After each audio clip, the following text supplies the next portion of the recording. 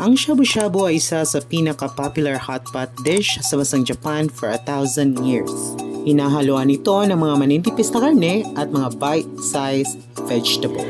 May nadiscover akong kainan dito lang sa Country Mall sa Cebu kung saan pwede mo nang ma-experience ang hotpot shabu-shabu na di ka kailangan pumunta ng Japan. Samahan niyo ako guys, excited akong matikman ang dish na ito. Nagkaka-excite kasi bago sa paningin at panlasa ko.